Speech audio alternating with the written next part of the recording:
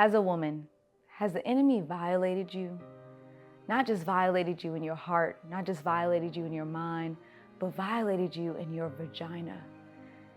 See, there are times where we as women, we get hit in the precious place of our anatomy as a woman, where we're hit with the sexual abuse that the enemy wants to use to silence us.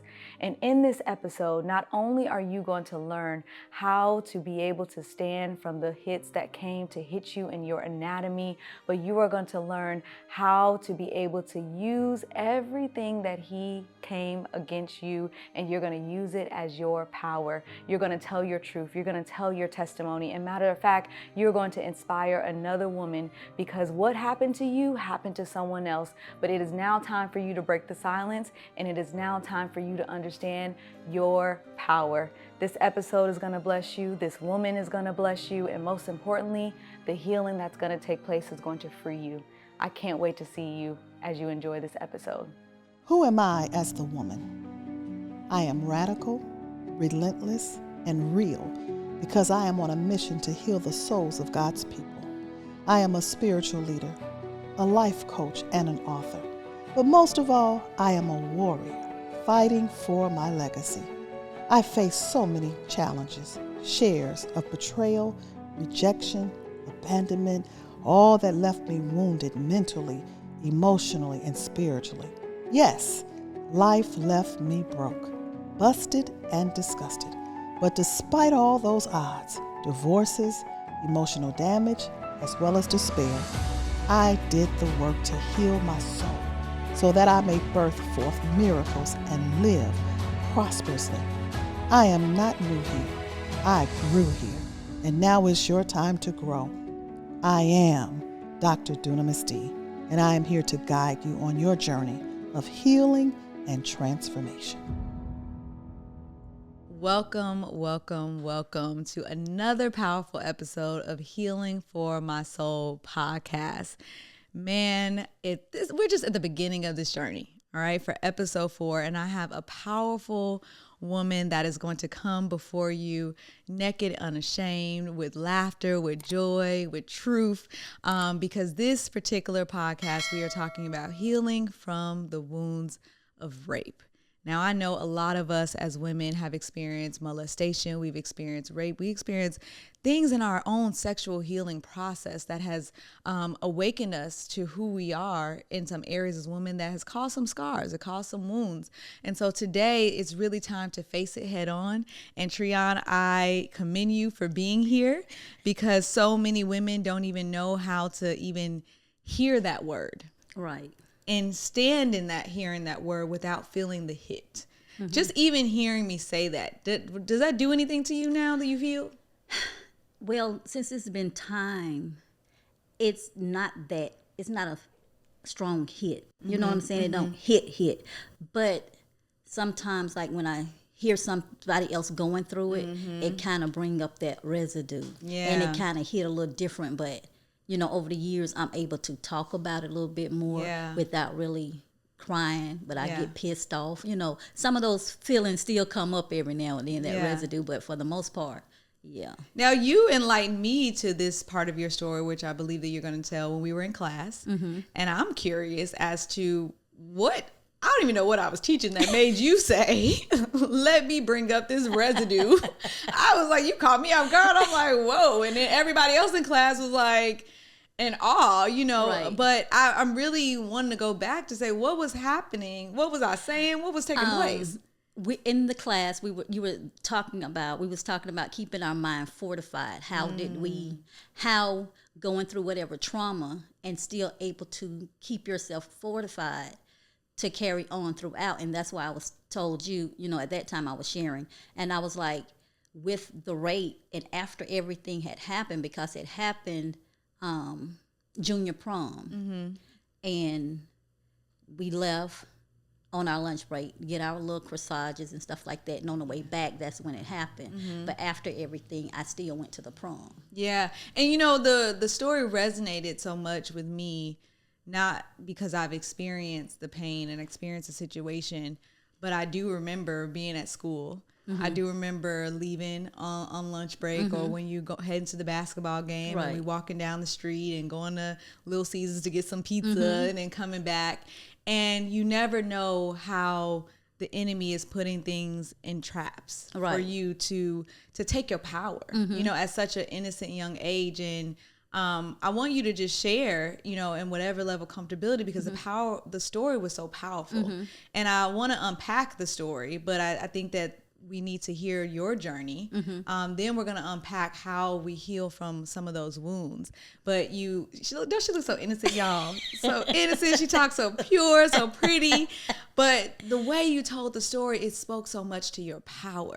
And I want you to just share it, you know, with myself all over again, like I'm listening. But I think that will help us get some understanding, and then we could unpack the healing part. Okay.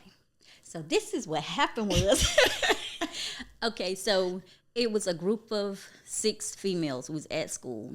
It was our junior prom. We had a flower shop next to the school, and a lot of the females and guys, you know, went to get their corsages and their little whatever that they need. So we was like, okay, we're on our lunch break, and our school is directly across from a big graveyard. That is a shortcut for pretty much everybody that goes to the school. You know, so we were like, yeah, we could just, you know, do our regular thing because it's an ongoing thing, you know. We went. So the other 3 of them, it was 6 of us, 3 didn't come back. And we was like, well, I'm going because I know I'm going to be in trouble if I could, you know. So we was like, we're going to go. But I always say follow your first mind, because initially that little voice, take the street way. Take the street way.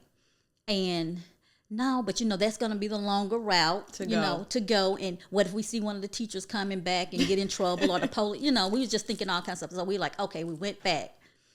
And as we was coming, well, when we went there, let me back up. When we went through the graveyard, of course, you know how they're preparing for burials. So there were the guys, they were there digging the burial, stuff like that. That was common. We come back. And on the way back, some of the same guys was there, but I don't know where this guy came from. So we were walking, and we're coming back, and we're halfway through the grave. And where we was at is a hill, and it's nothing but woods. And there's a creek. But we were walking, and we had to go up a hill, and we were walking, and we're talking, you know, 2 girls, because it ended up just being me and my girlfriend. We was coming back. And we were laughing, being silly like, you know, we normally is. And what we gonna do, and how we gonna, you know, get what else we gotta get, and all this kind of stuff. And all of a sudden, a guy came from behind us and grabbed both of us. In the midst of that, we also had a pact that whatever happened, if one of us able to get away, run and get help. If we both can't, you know, whatever, you know, fight it off or whatever, just go get help. Don't leave me, but, you know, leave me, but go get help. Yeah. So that was our pact. So she running and crying. I was like, run. I just kept telling her. So I took that brunt. Yeah. And I'm like, run, go get help. And he grabbed me. And like I said, it was very brutal. And I didn't realize the extent of it until after the fact. So I am still on the driveway of the graveyard. And he drugged me down. He drugged me all the way down right to the creek. He proceeded, you know, ripping off my clothes, you know, hit me, punched me. But the whole time he kept my eyes covered because he didn't want me to see him. So he just constantly, you know, and at this point I was trying to fight, and I was like, if I fight, am I gonna make it through this? Yeah. So I'm like, let me just give this man what the hell he wants so he can leave me alone. Yeah. And you know, he took care of, he you know, hit me in the back of the head. Like I said, going through there, and he dragging me, you know, I had, afterwards I come up, stretches and all this kind of stuff. And after he did everything that he did, he was like, don't move until you don't hear my footsteps anymore.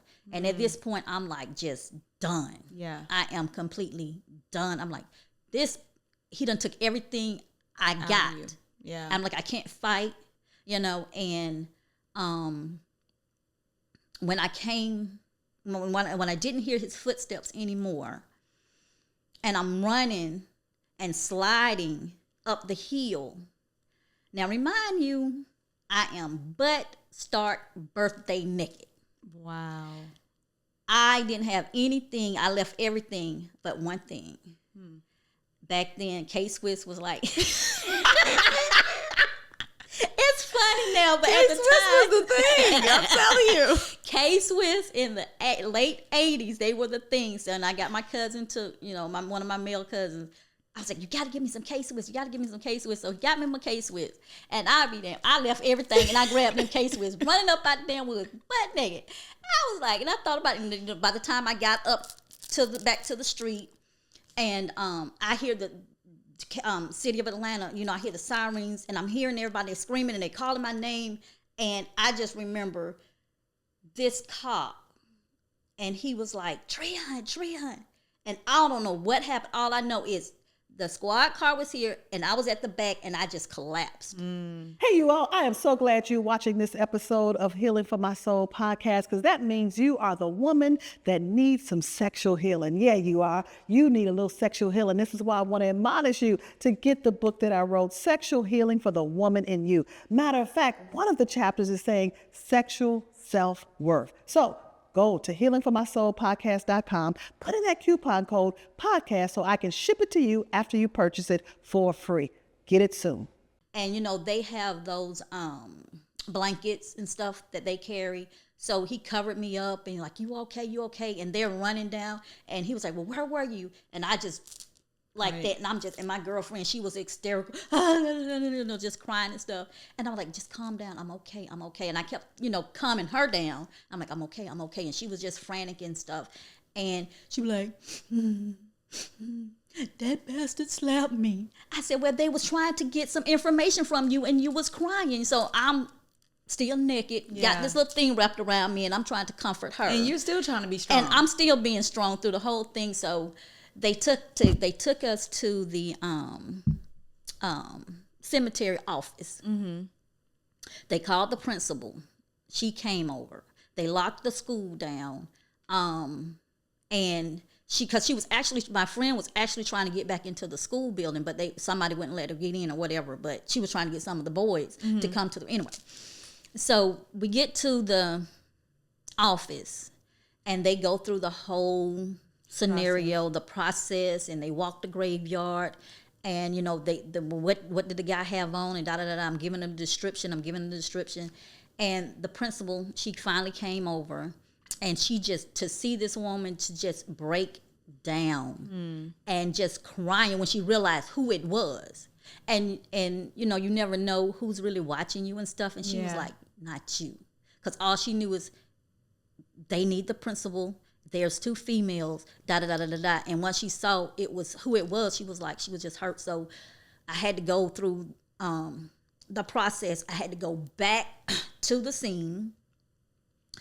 And the police, they was like, how did you make it out of this? You was completely drugged. And they found my clothes and everything. So we got everything except my underwear. Mm-hmm.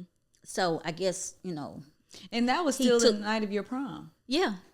So when you were talking to us about fortifying your mind, and I want you all, as you all are listening to this, to just, I don't even want comments of pity.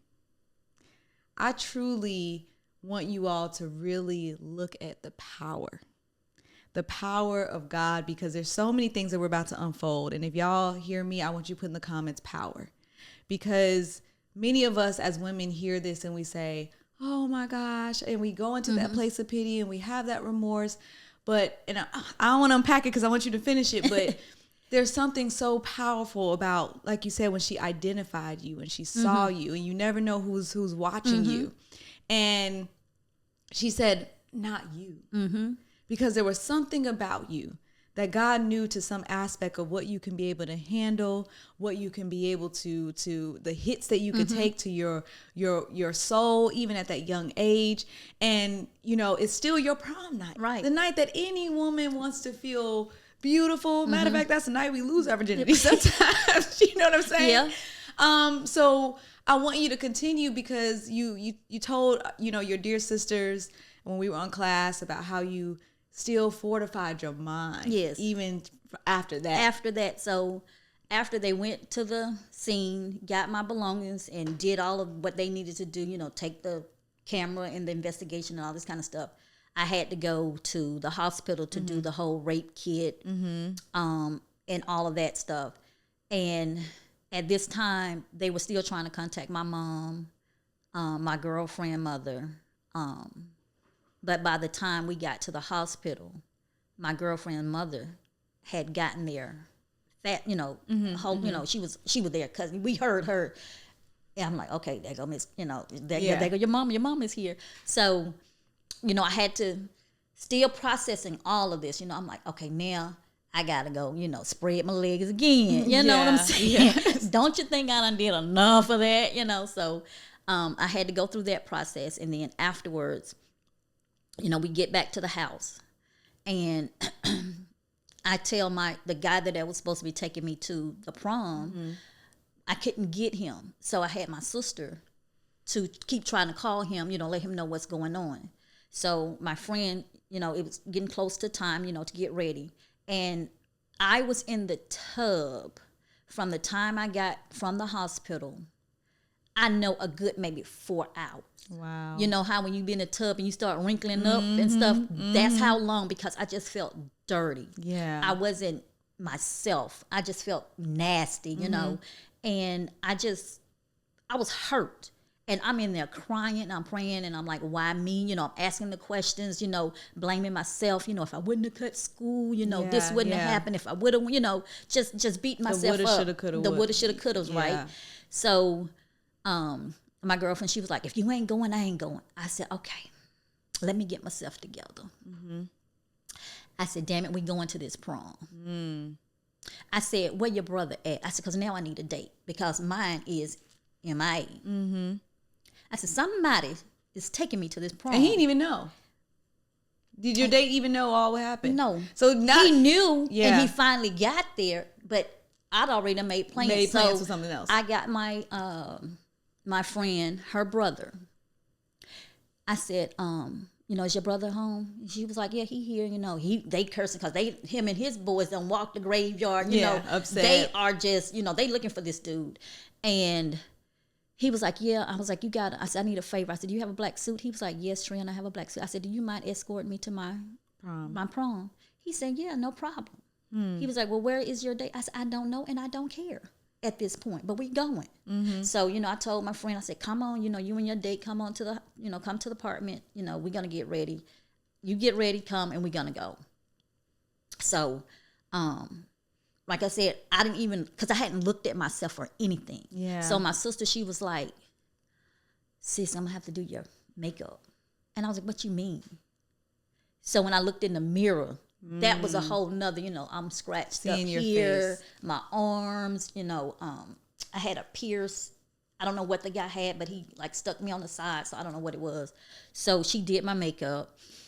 And we went. Now I was crazy as a Bet's bug. I was jumpy. I'm ready to fight. But this monkey is not stopping this show. I don't work hard. This is my junior prom, and I'm going. Yeah. I'm going. So we went and came back. By the time we got back from the prom, we had a good time. And even though, like I said, I was still jumpy, I was leery. I was constantly turning and watching. Just wasn't at ease. Didn't trust nobody. So. We made it through the prom, got back, by the time I got back home, my dad was there, so he was like, TD, my nickname, TD, baby, you all right? Hello? I was gonna say, like, seeing my dad, I would have lost it. I just lost I would have it. lost I it. was like, okay, I was being all Billy bad, now I'm just...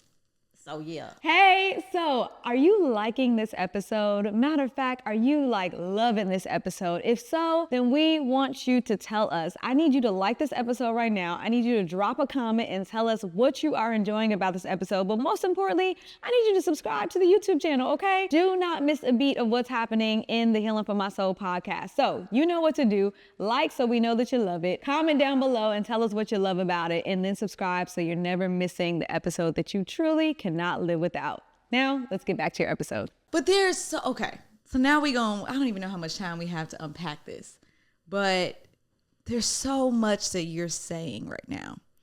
Not just the story of the act of what happened, and I think this is how we read the word of God. We look at the black and white, and we don't see, read the word, the logos, but we don't see the revelation. We don't see truly what's beyond just the black or white. And so we could hear the story at face value, but I'm hearing so many different other things. First, I'm hearing the graveyard.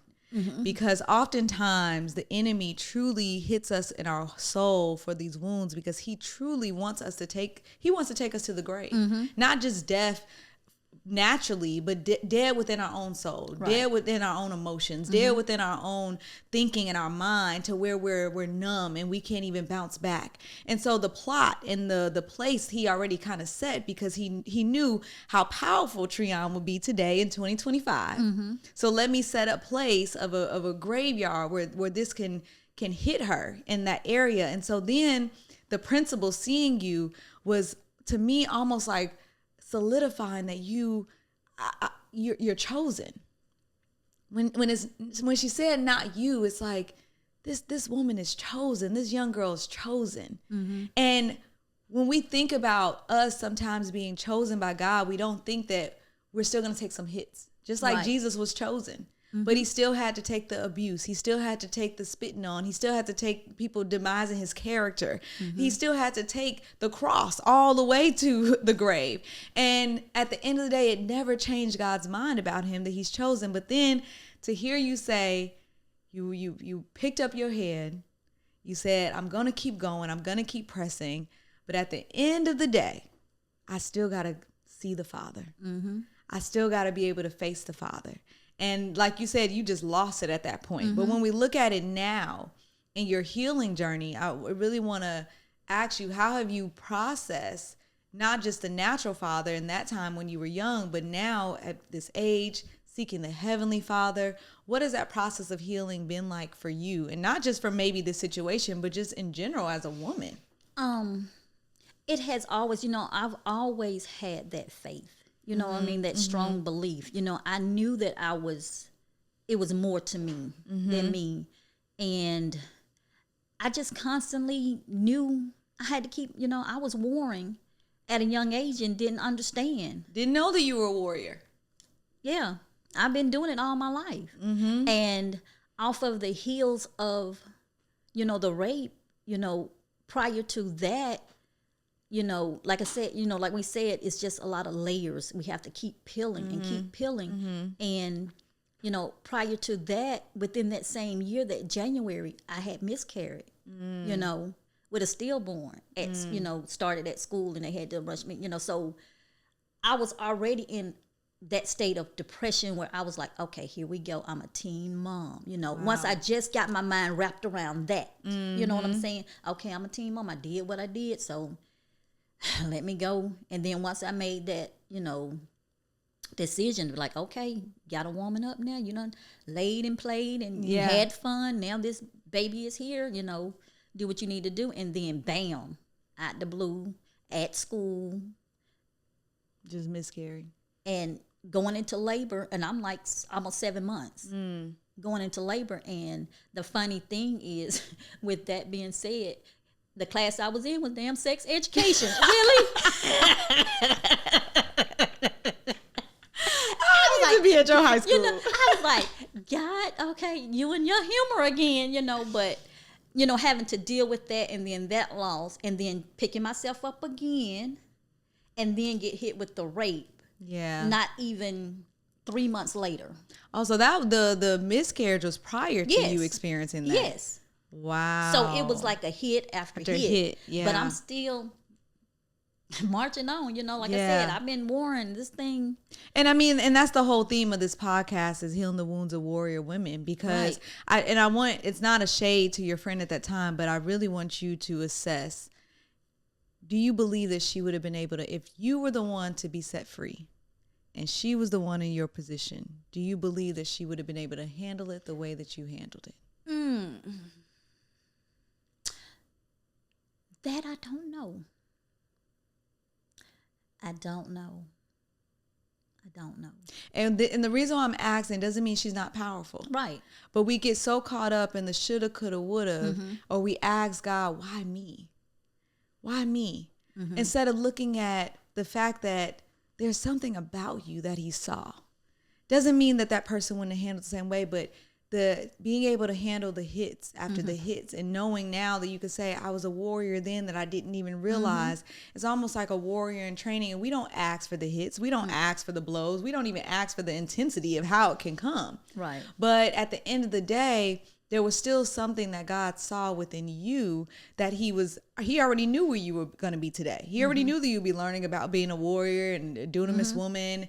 And so now I want you to speak about not just the process, but really now that you have experienced some healing within your own self, how do you look at hits today? How do you look at some of the, because they don't mean they stop. No, they don't stop. You know, the way I look at it now with healing, and like I said, since I've come into dunamis, all it did was just, magnify. Yeah.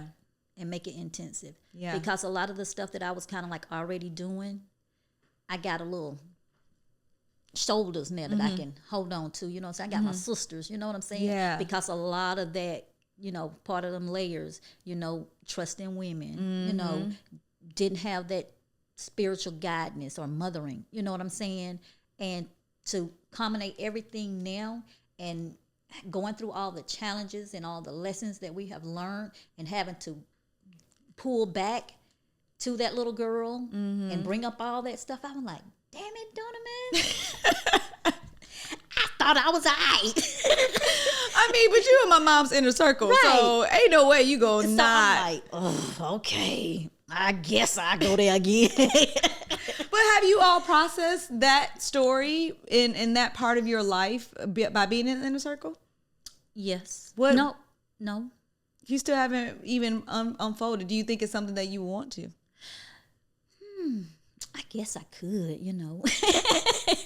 Do you think there's still more revelation in it? Hey, you all, you are here and you have been watching this podcast. And not only are you on a journey for your healing, but let me let you know, you have started a movement in your life because you joined me on this Healing for My Soul movement. So guess what I want you to do? I want you to stay connected. I want you to be a part of our Healing for My Soul movement. Join the Facebook group right there. I know you on Facebook. So go in there, join that private group. We have more discussions about healing. We recap these episodes. You're going to hear the heart of other women just like you who's saying, I am on this journey and I am on a move and I cannot turn back. I look to see you there.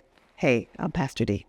Yes, it is. Because like I said, I guess that's why, with a lot of things that I've gone through, and I can say that I can pretty much relate to a lot of people, a lot of women, because I've gone through it. I have already experienced it, came out of it, grew from it, because it could have been either way. And that was one of the things, like, after the rape, it caused me to, I went into a depression, but I was acting out. So I was just out there. I was like, there's nothing else sacred. He done took everything. Correct. And that's the one thing as women we try to treasure. You can't have my cookie. This is mine. And then when it's snatched and taken from you, that's a whole nother different level. Yeah. And then at that point, I'm like, damn it, I don't care. Yeah. I didn't care. And to be honest, that's a lot of the behaviors that come out. A lot of times people think that we're, being loose sexually or that we're just out here, but there's always a wound and a root to some of the behaviors that have taken place. Right. And that's how I acted out with I didn't care anymore. Yeah.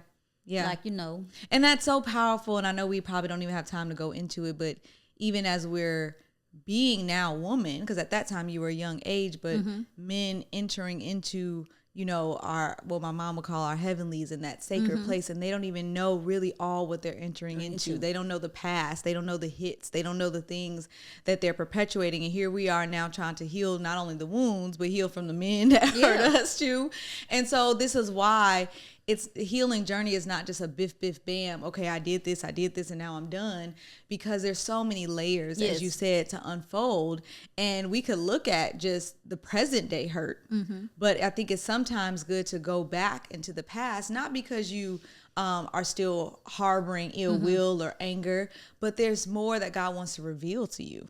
And I think now it's a time for your voice, to be heard. I think that I laughed earlier to say you speak so eloquently, right? But the truth of the matter is, many people wouldn't even know how to talk about that process. Right.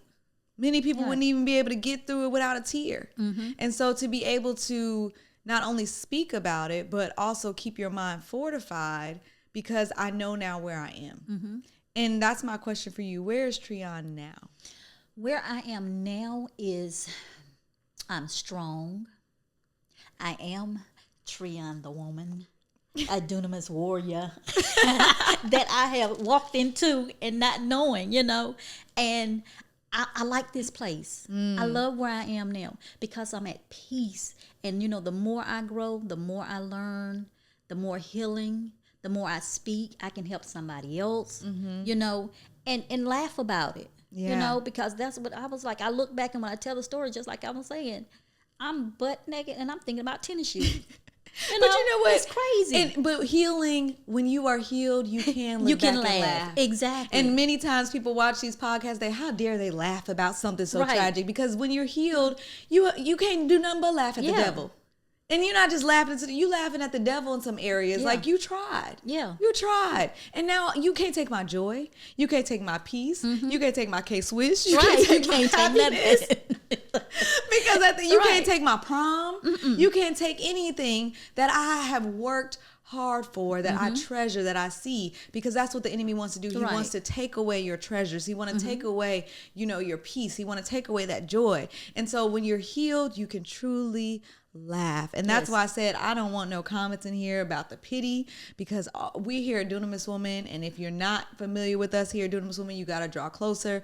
But we're all about power and in rejoicing and in connecting. And I just commend you and thank you again. I can't say it enough, because when you shared it when we were in our class, Understand Your Purpose, I mean, we were all just like, that little Treon over there got all that inside of her. I was just like, mic drop. I don't even know what more to say. And it was like, wait a minute, what had happened was. So it was just such a beautiful experience to share with your sisters privately. And now you're sharing it a little bit with the world publicly. But who are we to hold on to the transformation that God has for us? And the process that he's taken us through. So I want to thank you all for watching this podcast. But before I finally close, I want you to look at that camera, and I want you to talk to a woman who has been hit in the wounds of her sexual anatomy of who she is as a woman. I want you to speak life to her. Okay. All I can say is, as me, as Treon, if you are going through or have gone through a rape, molestation, just know God got you. Everything happened for a reason. And as me, as you can see, I came out standing, still smiling, still beautiful, still wonderfully made. And God loves you, and so do we.